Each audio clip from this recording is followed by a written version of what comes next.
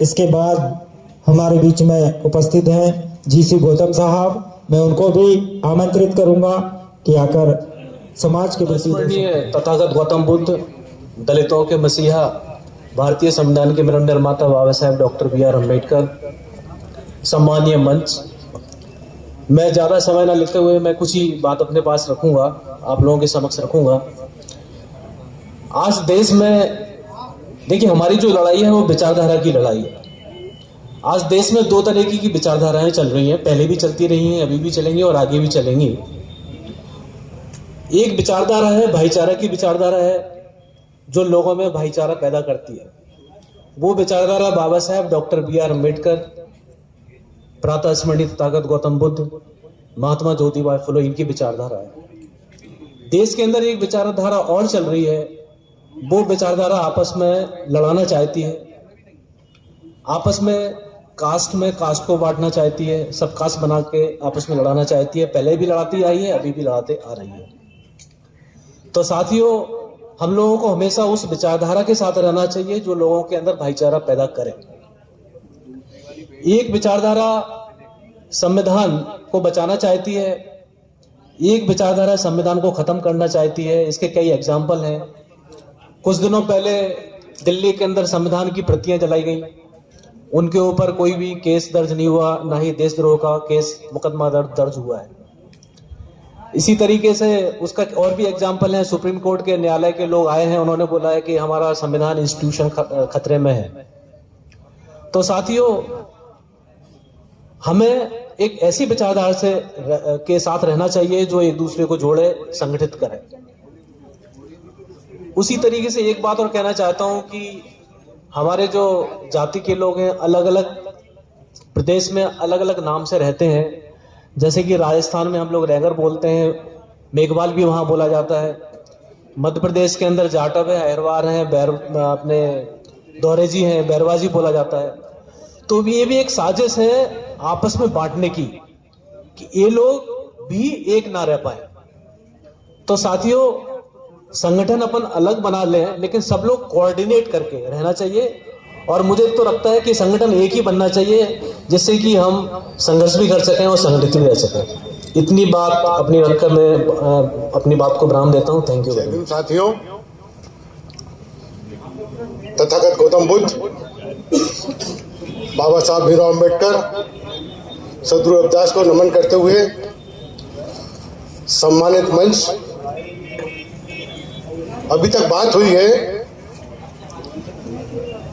कि शिक्षा, संगठन और प्राइवेटाइजेशन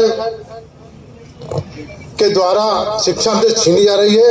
संगठन हमारे जातियों में बांटकर हमको तोड़ा जा रहा है और प्राइवेटाइजेशन के कारण हमारे हक अधिकार छीने जा रहे हैं। अब प्रश्न ये उठता है, हम लोग समाज को किस तरह शिक्षित करें कि वो जागरूक हो जाएं और अपने हक अधिकार को बचा लें। बाबा साहब एक चीज कहते थे कि जो कौम अपना इतिहास जानती है वही कौम इतिहास बनाती है। तो साथियों, मैं आज आपसे एक इतिहास की बात करूंगा। 1 जनवरी सन 1818 भीमा कोरेगांव, जहां हमारे 500 महार सूरवीरों ने 28,000 पेशवा सैनिकों को गाजर मूली की तरह काट दिया। क्यों काटा था? क्योंकि उनके जो एक नेता थे नागनाथ जी, वो पेशवा से इसलिए गए थे कि साहब आप राजा हो गए हैं, अब हम लोग यहाँ इस देश में शूद्र बन के आप लोगों की सेवा कर रहे हैं, कुछ अधिकार हमको भी दो। तो पेशवा ने स्पष्ट शब्दों में कह दिया था कि एक सुई की नोक के बराबर भी आपको न जमीन मिलेगी न अधिकार मिलेंगे। और उस वक्त पेशवाओं ने ये आदेश करा था कि शूद्र बन के लोग जब भी नगर के अंदर आएंगे तो इनके पिछवाड़े में झाड़ू होगा और गले में हंडी लटकी होगी। ताकि वो थूके तो उनके थूक से रोड गंदा ना हो, तो वो हंडी में थूके, और जब वो चले तो उनके चलने से जो निशान बनते हैं उसकी झाड़ू से वो निशान खत्म होते हैं। अब ये इतिहास की बात है, बाबा साहब भीमराव अंबेडकर 1 जनवरी को भीमा कोरेगांव हर साल चाहे कुछ भी हो, किसी भी हालात में हो, वो वहां जाते थे और उन सूरवीरों को नमन करते थे। क्यों करते थे?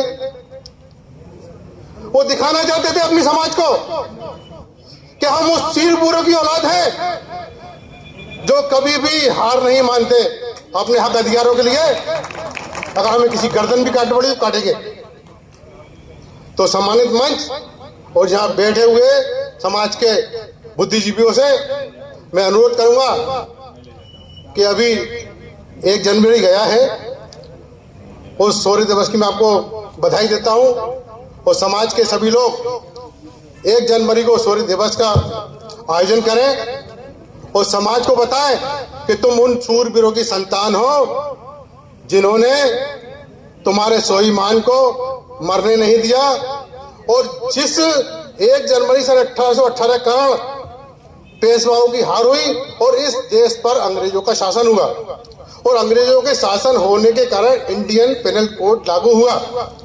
उस इंडियन पेनल कोड के लागू होने से इस देश के शूद्र वर्ण के लोग, क्योंकि साथियों हमारे देश में जो व्यवस्था थी वो वर्ण व्यवस्था थी, सबसे ऊपर ब्राह्मण, उसके बाद क्षत्रिय, उसके बाद वैश्य और सबसे नीचे शूद्र। शूद्र कौन होता है? शूद्र माने सेवक, सेवक यानी गुलाम। वो गुलाम वो होता है जिसको कोई अधिकार नहीं होता। अधिकार विहीन समाज हमारा बना दिया गया। अब बात लंबी है लेकिन मेरे को समय दिया गया थोड़ा। तो अधिकार विहीन हमारे समाज को बना दिया गया, हमारे अधिकार छीन लिए गए, और वर्तमान में जो सरकार बैठी हुई है वो क्या कर रही है? प्राइवेटीकरण के कारण हमारे अधिकार खत्म कर रही है। जैसे कि एयरपोर्ट बिक गया, रेलवे बिक रही है, और बहुत सारे उपक्रम हमारे बिक रहे हैं जिनमें हमको संवैधानिक तौर से अधिकार था कि हम वहां पंजीकरण दें, हमको आरक्षण था, तो वहां हमको नौकरियां मिल जाती थी। हमारे लोग जिनको नौकरियां मिलती थी उनके परिवार संपन्न हो जाते थे। अब एक साजिश के कारण ये सारी घटनाएं घट रही हैं, और ये वर्तमान में जो सरकारें बैठी हुई है उनकी एक साजिश है, क्योंकि साजिश जो होती है ना दिखाई नहीं देती, साजिश के परिणाम दिखते हैं।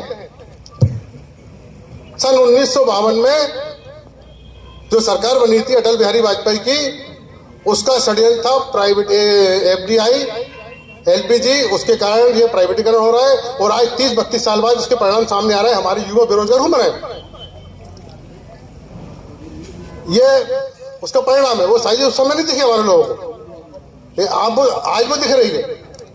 तो मैं इतना ही कहना चाहूंगा कि हम समाज के नेतृत्व करने वाले लोग हैं, समाज के ऐसे कार्यक्रम करें जिसमें समाज जागरूक हो और अपने हक अधिकार को छीनने के और पाने के लायक बने। जय भीम, जय भारत।